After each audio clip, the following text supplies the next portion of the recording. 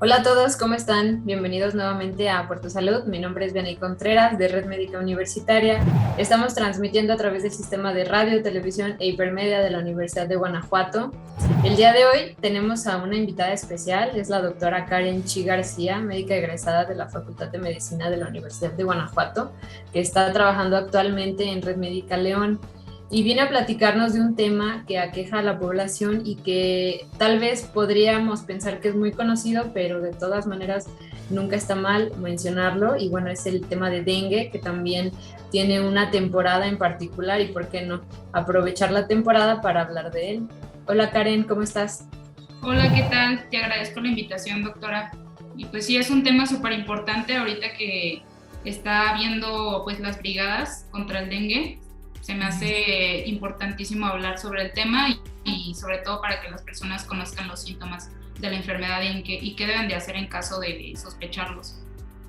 Ok, y bueno, normalmente siempre ataca más como a cierta población o más bien a ciertos territorios, pero Guanajuato justamente también es un estado donde se ven los casos, pero a lo mejor muchas personas nunca han tenido dengue y probablemente incluso no sepan qué es. ¿Tú nos podrías decir qué es el dengue?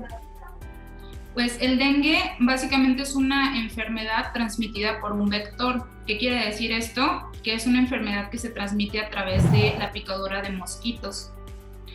Y el mosquito que transmite el dengue, así como otras enfermedades que ahorita vamos a ver, se llama el mosquito Aedes aegypti. Tiene características muy específicas. Y la población debe de conocer estas características porque no son diferentes los zancudos que transmiten el dengue a los zancudos que normalmente se encuentran en casa. Ok, ¿qué es lo que debe de conocer la población en general para poder identificar el mosquito, doctora? Bueno, el mosquito del dengue, ya lo comentaba, se llama Aedes aegypti. Es un mosquito de color oscuro, pero su característica especial es que tiene un tórax plateado, pero aparte de esto tiene puntitos o manchitas negras en las patas sobre todo y en algunos lados de su tórax. Tiene un patrón pica, le gusta más picar en la mañana, al amanecer y al atardecer, y por las noches es inactivo. También, por ejemplo, pica en promedio 5 veces al día. Y también se me hace curioso comentar que cuando nacen los mosquitos del dengue pican en un radio de 150 metros del lugar en donde nacieron y crecieron. Y bueno, pues tiene un buen alcance, ¿no? Abarca buen perímetro. Oye, y por ejemplo, ¿ellos tienen el virus o cómo está la transmisión? A ver, platícanos un poquito. Sí, los mosquitos no nacen con el virus, más bien se infectan picando a otras personas o alimentándose de la sangre de otras personas que se encuentran infectadas. Y a partir de ese momento, estos mosquitos son infecciosos para otras personas. Y es importante mencionar que solamente las hembras de estos mosquitos son las que transmiten el virus. Necesitan sangre o alimentarse de sangre para producir sus huevos y en promedio depositan aproximadamente 400 huevos y les gusta depositarlos en zonas en donde hay agua, especialmente agua estancada, ya sea natural o artificial. Y más o menos en el proceso en el que se convierten de huevo a zancudos adultos o mosquitos adultos pasan en promedio 5 a 10 días. Ok. Oye, doctora, ¿y este mosquito en particular solamente transmite el dengue? Este mosquito, aparte del dengue, transmite otras enfermedades como es el Zika y la chikungunya, que son 3 enfermedades que transmite este mosquito, pero tienen características especiales, pero también muchas de estas enfermedades comparten síntomas y es importante acudir al médico en caso de presentarlos porque son enfermedades que comparten síntomas, son enfermedades febriles y pues es importante hacer un diagnóstico diferencial y no automedicarse. Por eso tienes que acudir con tu médico en caso de presentar algún síntoma. Ok. Bueno, es muy importante esto que dices para poder identificar las características del mosquito, el rango que abarca, pero ¿dónde es más fácil que encontremos este tipo de mosquitos, doctora? Bueno, este mosquito le gusta vivir en lugares en donde haya agua, especialmente agua estancada. Suelen poner sus huevos en recipientes que tenemos normalmente en los patios o en las casas, recipientes artificiales o agua estancada en lugares pues naturales. Pero nosotros en casa muchas veces dejamos, no sé, alguna cubeta volteada hacia arriba y con el agua de la lluvia se va quedando ahí estancada. Esos son los reservorios que utilizan estos mosquitos para crecer y reproducirse. Tambores, barriles, cubetas volteadas, muchas veces tenemos ahí llantas o hay llantas en donde se puede acumular el agua. Cualquier recipiente en el que se pueda acumular el agua es un reservorio potencial de crianza de mosquitos. Y pues normalmente es en cualquier casa, en cualquier lugar de trabajo y en cualquier lugar en donde hay estos recipientes se pueden criar estos mosquitos. Incluso en lugares abandonados, ¿no? Donde vemos que hay varias cosas o objetos que ya nadie va a recoger y ahí también vemos que se pueden almacenar. Sí, Ok, y bueno, doctora, es importante esto que mencionas y también el hecho de que el mosquito pique a una persona enferma, pero ¿cuándo podríamos sospechar de alguien que podría tener dengue? De decir, ok, yo puedo, no sé, tengo dengue, entonces tengo riesgo de transmitir la enfermedad a través del vector. Pues normalmente las personas en las que sospechamos que pudieran tener dengue son aquellas personas que han viajado los últimos 14 días o que viven en áreas en donde se dan casos de dengue, por ejemplo nuestro estado. Aparte de esto, la persona tiene que cumplir con ciertas características y una de las más importantes, sino es que la más importante, es el antecedente de haber tenido fiebre de inicio rápido. Es una fiebre que se presenta o evoluciona de manera muy rápida y que esta persiste a pesar de cualquier medida durante 2 a 7 días. Es una fiebre normalmente muy alta, de 38 grados a 40 grados, que es incapacitante. Aparte de esto, la persona tiene que cumplir con ciertos síntomas. Aparte de la fiebre, que haya cursado con náuseas y con vómitos, con dolor de articulaciones, que el dolor característico de esta enfermedad es un dolor que es incapacitante, tiene mucho dolor de articulación, dolor muscular, cefalea o dolor de cabeza. El dolor de cabeza también es muy significativo y además de esto, la mayoría de los pacientes refieren que tienen dolor, se llama dolor retroocular, que es un dolor detrás de los ojos, sientes como si te estuvieran presionando el globo ocular. Y aparte de esto, pueden tener intolerancia a la luz o, fotofobia, nosotros les decimos. También pueden llegar a tener conjuntivitis, que es un ardor, un prurito, picazón en los ojos. Y un dato muy característico que pueden llegar a tener los pacientes con dengue, que aproximadamente se presenta en un 50% de los pacientes, es una erupción cutánea que primero evoluciona como máculas, pequeñas manchitas, ronchitas rojas, y que puede evolucionar y generalizarse hasta convertirse en una erupción completamente roja. Pero la característica es que en esta erupción se pone la piel roja, pero hay áreas que quedan blancas, y por eso esta erupción del dengue se conoce como erupción en islas blancas en un mar rojo, porque toda la piel está eritematosa, está roja, pero hay áreas blancas dentro de toda esta rojez de la piel. Esto es muy importante porque si veo los síntomas que mencionas y algunos de ellos podrían confundirse con el COVID, ¿no? Sí, así es. Y el dengue, bueno, puede evolucionar a a enfermedad un poco más delicada, más grave, doctora. Pero bueno, lo ideal es que inmediatamente acudan a la consulta con el médico para poder hacer un diagnóstico diferencial.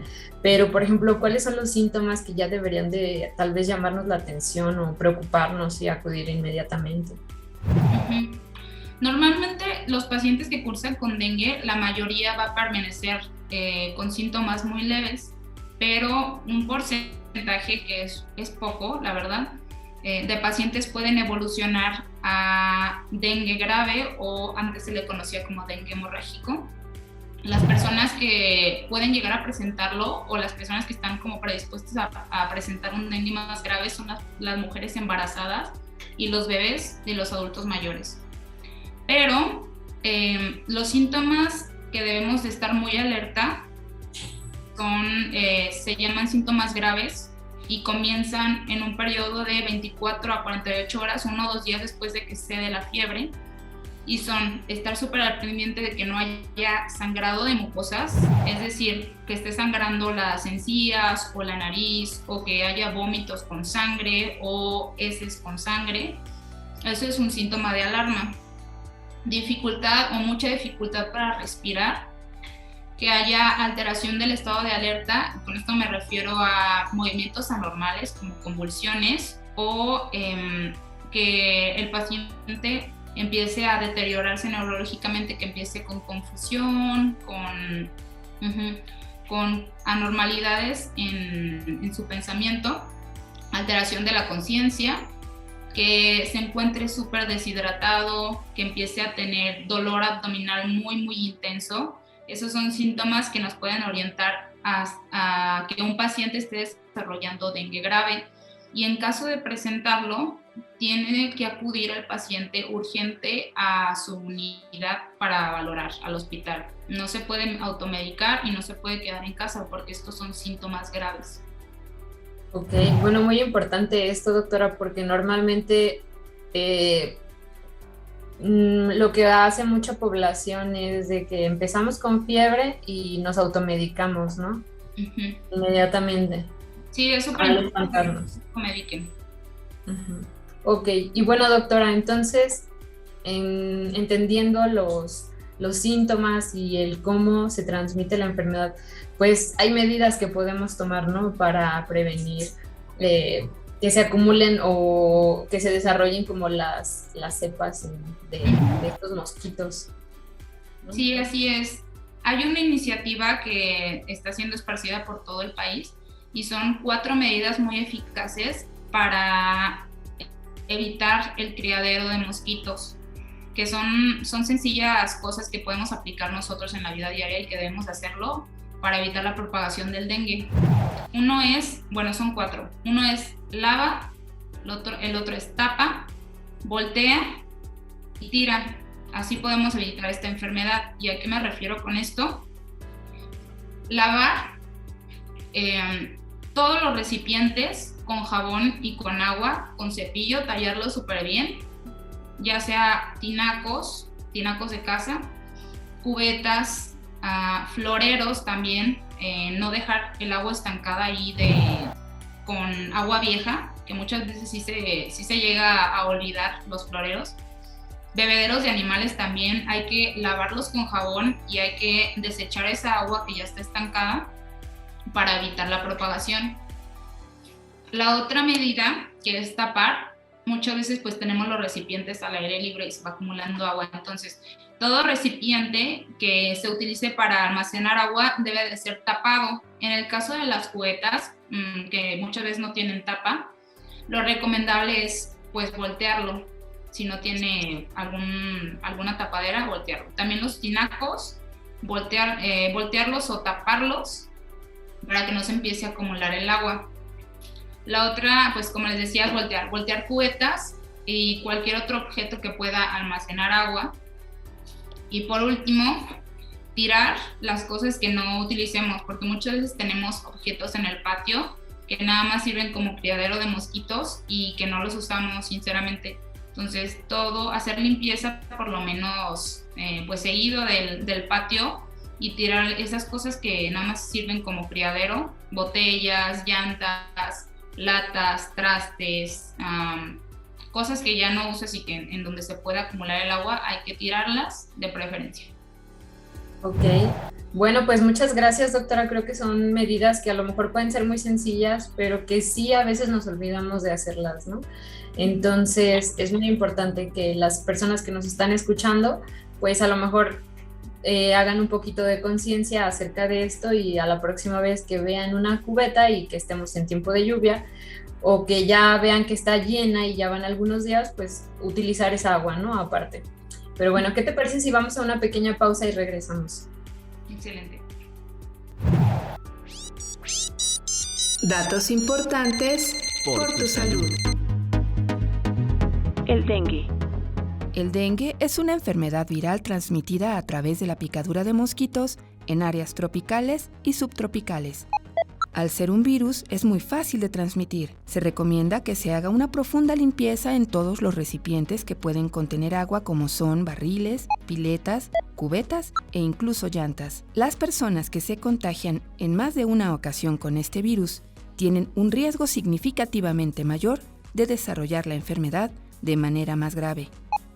Los síntomas asociados son los siguientes: fiebre alta, salpullido, así como dolor en los músculos y las articulaciones. En los casos más severos, los pacientes pueden presentar hemorragia profusa y entrar en estado de shock. Si manifiestas algunos de estos síntomas, acude al médico general para una canalización con el especialista.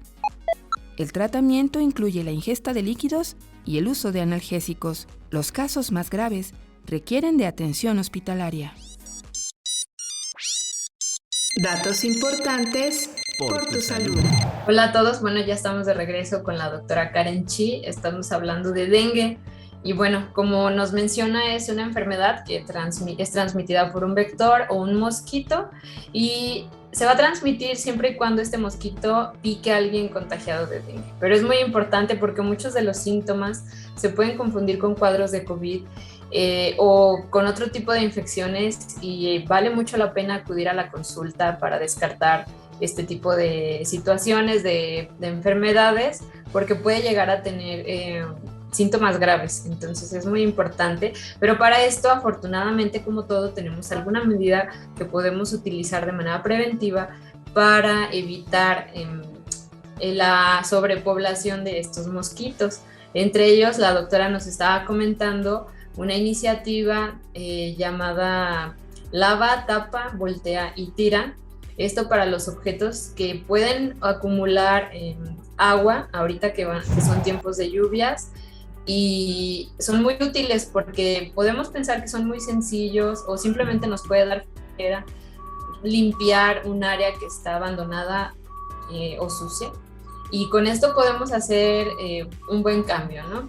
Entonces, bueno, estamos de regreso, doctora, contigo y tenemos una pequeña pregunta. Por ejemplo, esto lo podemos hacer cuando estamos en casa o que vivimos en algún lugar donde vemos que cerca de mi casa a lo mejor puede haber un terreno abandonado y puede tener llantas o objetos que acumulen agua. Entonces, esto puede ser muy útil porque, bueno, a lo mejor no está dentro de mi casa, pero si está cerca, estoy expuesto a que el mosquito me pique, y más por lo que mencionabas del rango de alcance que tienen los mosquitos, que mencionaste eran 150 centímetros o metros.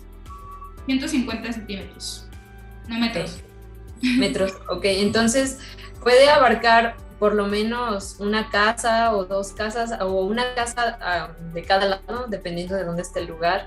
Entonces sí es muy importante tomar estas medidas, y no porque a lo mejor no está dentro de mi casa, pues no me pasa nada, ¿no? Entonces esto es muy importante. Pero otra de las situaciones a las que podríamos estar expuestos y que no podemos hacer nada es, por ejemplo, en un bosque, para las personas que les gusta acampar, ¿no? Uh-huh. ¿Qué medidas nos podrías recomendar en este tipo de actividades? Miren, pues en las personas que van a llevar a cabo alguna actividad de camping o que vayan a alguna zona en donde haya incidencia de zancudos o de mosquitos, que pues no vamos a saber si es dengue o no hasta que veamos las características de ellos, se recomienda utilizar repelente de mosquito y colocar mosquiteros ya sea en casa o muchas veces si vamos a acampar, las mismas casas de campaña tienen mosquiteros incluidos. También se recomienda eso y usar prendas que cubran toda la piel como camisas de manga larga, abrigos, pantalones de manga larga, calcetines, guantes, sombreros y cosas que no expongan la piel a la picadura de los mosquitos. Ok, muy bien. Entonces, oye doctora, y por ejemplo, bueno, estas son medidas buenas porque yo creo que independientemente, aunque no estuviéramos en temporada de dengue, hay que tenerlas en cuenta, ¿no? Sí, y por ejemplo, hemos visto que hay campañas para fumigar. ¿Qué nos puedes hablar de esto? ¿Tú conoces algo acerca de estas campañas? Normalmente son brigadas que incluyen tanto fumigar como un equipo de trabajo que se encarga de ir a tocar a las casas y asegurarse o pasar a las casas para asegurarse que no haya criaderos de mosquitos. Entonces, ahorita como es época, hay que dejar pasar a los brigadistas siempre y cuando muestren su identificación oficial de Secretaría de Salud de Guanajuato, en el caso de este estado, ¿no? Pero aparte de esto, también se llevan a cabo acciones para fumigar y la fumigación incluye dos tipos de erradicación. Una que va a erradicar larvas y otra que va a erradicar adultos o mosquitos adultos.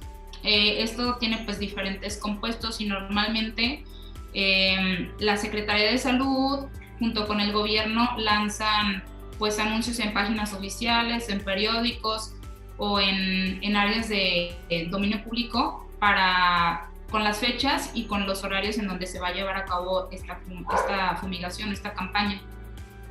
Ok, esto es muy importante porque sí, muchas veces como podemos tener como un poco de reserva, incluso miedo, ¿no? Dejar entrar a alguien a casa, pero muy importante esto de mencionando o enseñando su credencial, pero también hay que estar atentos a ¿cómo se llama? A los anuncios de Secretaría de Salud. Así es. Ok. Bueno, doctora, y ya hablando de las medidas preventivas, de los signos, suponiendo que a pesar de todo esto que ya conocemos, ya me contagié de dengue. Ok. ¿Qué hay que hacer? ¿Cuál es el tratamiento?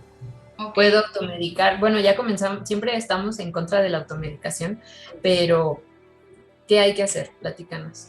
Ok. Estar alerta de los síntomas que ya comentamos. Es súper importante que acudan al médico, que no se automediquen. En caso de que estén llevando su tratamiento en casa, no hay que tomar aspirina y no hay que tomar ningún AINE como ibuprofeno, naproxeno, etc. El único antipirético que ha sido recomendado es el paracetamol. Únicamente se puede tomar eso. No hay que tomar tampoco antibióticos, pero lo ideal siempre es que acudan con su médico para un tratamiento especializado. Ok, esto es muy importante, más porque, por ejemplo, muchos de los medicamentos que mencionaste están a libre venta al público, ¿no? Entonces, así es. Esto es muy bueno. Y en cuanto a las medidas para estar en casa, ¿hay que estar aislado? ¿No hay que estar aislado? ¿Qué hay que hacer, doctora? Sí, se recomienda el paciente que tiene dengue, reposo en casa. Hay que tomar abundantes líquidos, estarse hidratando para evitar llegar a complicaciones como la hipotensión o la deshidratación muy severa. Para la fiebre, pues se recomiendan medios físicos, es decir, meterse a bañar, toallas frías, y ya si no cede la fiebre, el único antipirético o antitérmico que se recomienda tomado es el paracetamol. Ninguno más, ni aspirina, ni naproxeno, ni diclofenaco, nada de eso más que paracetamol. Hay que vigilar datos de alarma, que ya los comentamos, que pueden orientarnos a que el paciente esté cursando con un dengue grave, y hay que hacer un seguimiento con el médico que los vio la primera consulta o con tu médico familiar. Okay. Muy bien, doctora, y bueno, ¿hay una forma de diagnosticar por laboratorio esta enfermedad? Porque bueno, ya mencionaste los síntomas y prácticamente sería clínico, pero a veces en una duda, ¿qué podríamos hacer? En caso de dudas, siempre pues hay que acudir a los centros especializados al hospital, porque la única manera de diagnosticar con certeza que estás infectado con dengue es con una prueba de laboratorio en donde te tienen que sacar sangre y lo tienen que confirmar por laboratorio. Okay, muy bien. Y bueno, como también vemos en páginas donde hay información acerca de dengue, porque sí es importante que si también vamos a investigar, no investiguemos en cualquier lugar, ¿no? Porque luego a veces la información es muy, ¿cómo decirlo? Nos puede engañar, ¿no? Y en lugar de guiarnos por un camino correcto, pues nos puede llevar a otro diagnóstico, espantarnos, automedicarnos y crear o empeorar el cuadro, ¿no? Sí, así es. Siempre hay que buscar en fuentes confiables, no hay que dejarse llevar por la información que se te presenta en redes sociales o en páginas de dudosa procedencia. Siempre que quieran investigar de alguna enfermedad, que sea en páginas oficiales de organizaciones oficiales y certificadas. Ok. Bueno, muy bien, doctora. Y tenemos algunas preguntas más. Una de ellas es, si tengo dengue, ¿puedo enfermarme de Zika o también de chikungunya?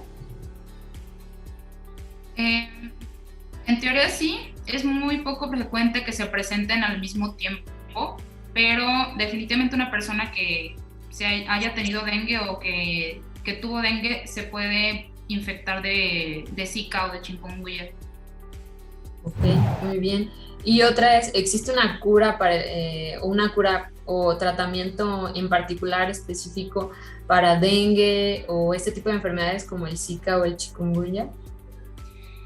No existe un tratamiento o alguna medicación específica para curar o para erradicar esto, pero solamente es manejo sintomático y hay actualmente investigaciones y muchos programas o trabajos de investigación que se están encargando de buscar vacunas que ayuden también a mejorar las etapas del desarrollo o a prevenir estas enfermedades. Pero ahorita como tal no hay un tratamiento curativo. Ok, solamente el paracetamol como mencionabas. Y eso, ¿no? No automedicarnos. Así es. Ok, doctora. Bueno, pues creo que ya son todas las preguntas que tenemos. No sé si nos quieras recomendar algunos lugares donde podamos investigar un poco más acerca de este padecimiento, porque bueno, yo creo que es muy bueno lo que ya nos platicaste, sin embargo, siempre se puede saber más, ¿no?